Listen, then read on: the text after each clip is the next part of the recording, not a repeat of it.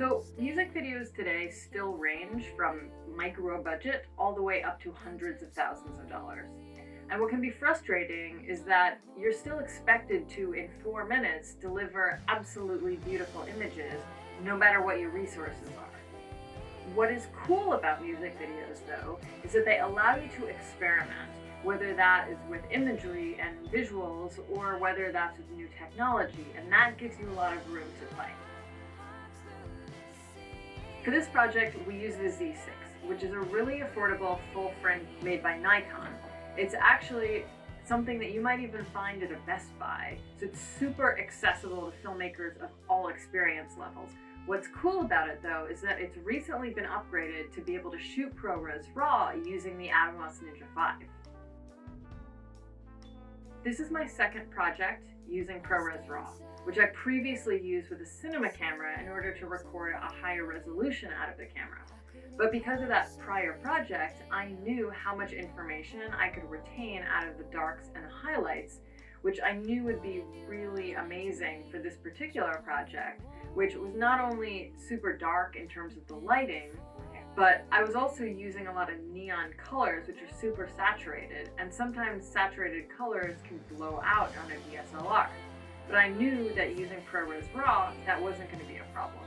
So we tried to watch the waveform and make sure we were always staying somewhere between 20% and 80%.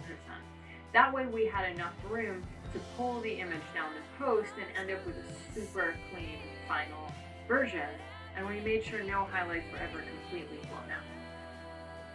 Now, while ProRes RAW does allow you to tap into the potential of the camera, it doesn't magically make all cameras the same. You still need to understand your tools and how they differ from one another. Most prosumer price cameras, like DSLRs, might have a sensor that has lower dynamic range or lower bit depth, most likely won't have an OLPF to reduce line skipping or like hard edges.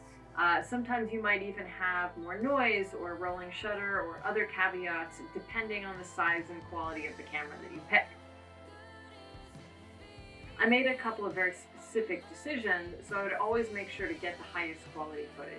First, I tried to use, wherever possible, fast lenses. I was sticking between T1.5 and T2 mostly. This was especially helpful when I was using prisms in front of the lens, which always cuts the overall exposure. Secondly, I decided to use softer lenses wherever possible and use filtration when I was using sharper lenses. Third, I used a Steadicam wherever possible in order to make sure the motion was always perfectly smooth. Often, raw recording means you're limited to viewing in log, which can be harder to gauge the accuracy of because it's so flat, and without some kind of pre-made light, you don't really know what you're getting in post. Your log signal is actually processed in the monitor, so you can view HDR in real time, allowing you to more accurately view what your final image is going to look like. The Ninja V has the option to monitor in Rec. 709, which is what you would get on your normal SDR television or monitor, and in HLG and PQ, which allows you to monitor up to 1,000 nits within the 10-bit Ninja V monitor. Being able to look at the waveform on the Ninja V and know that we were capturing this immense amount of detail in bright areas was super important in scenes where footage looked blown out if you looked at it on a normal monitor because the scene was so bright. All in all, I was really blown away by the final image that we ended up with using ProRes RAW to create Lovesick.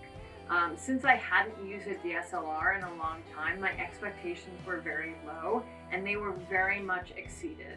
And I'm actually pretty sure that if you showed this music video to most people, they would have no idea what camera it was shot on, let alone a consumer level camera that, as I said, you might even be able to buy at your local Best Buy.